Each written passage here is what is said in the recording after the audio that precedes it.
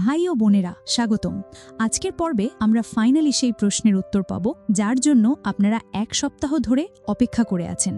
Jagaddhatri episode 1095 নিয়ে হাজির হয়েছি এবং বিশ্বাস করুন আজকের পর্বে এমন কিছু ঘটবে যা আপনাকে হতভাগ করে দেবে। পর্বটি শুরু হয়েই চলে গেছে চরম উত্তেজনায়।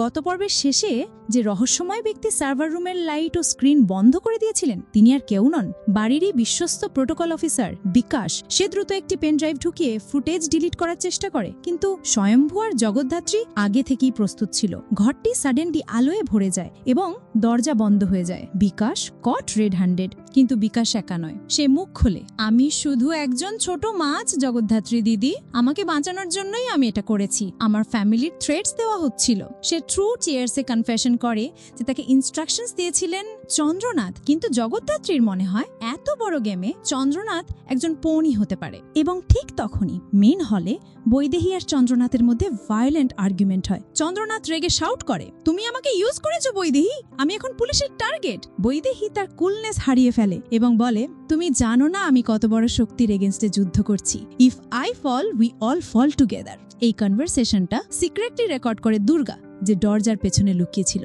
কিন্তু আজকের পর্বের সবচেয়ে বড় টুইস্ট আসে অন্য জায়গা থেকে। ফ্যামিলি টেম্পলে জগদ্ধাত্রী একেলে প্রার্থনা করছে। তার কাছে এসে হাজির হন ফ্যামিলির সবচেয়ে সিনিয়র মেম্বার পি সীমা। তিনি একটি ওল্ড ডায়েরির পেজ জগদ্ধাত্রীকে দেন।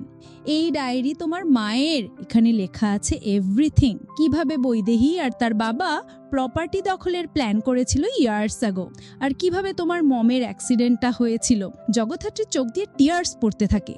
এটি শুধু প্রপার্টির ওয়ার নয়, এটি রিভেঞ্জও বটে। সব প্রুফস একত্রিত হয়, বিকাশের কনফেশন, সিক্রেট রেকর্ডিং আর মমের ডায়েরি। জগদ্ধাত্রী, স্বয়ম্ভু আর দুর্গা ডিসাইড করে এবার ডিরেক্ট অ্যাকশনই পথ। তারা সবার মেছায় লিভিং রুমে একটি প্রেস কনফারেন্সের ডাকার অ্যানাউন্স করে, আজ আমরা মিডিয়ার মেছায় এই ফ্যামিলির সব সিক্রেট খোলা হবে। বৈদেহীর ফেসটা কমপ্লিটলি হোয়াইট হয়ে যায়। রিপোর্টাররা অ্যারাইভ করে, ক্যামেরা সেট আপ হয়।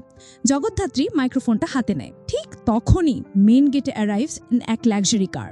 কার থেকে নামেন one very powerful businessman and politician, বৈদেহীর মিস্টিরিয়াস ব্যাকার, যার নাম আনটিল এখন শুধু হুইসপার্সই শোনা গেছে। সবাই ফ্রোজেন। জগদ্ধাত্রী ওয়ার্ডস থ্রটে স্টাক হয়ে যায়। বন্ধুরা, এই পর্বটি কেমন লাগলো কি বলবেন? মনে হয় ওই পাওয়ারফুল বিজনেসম্যানটা কে?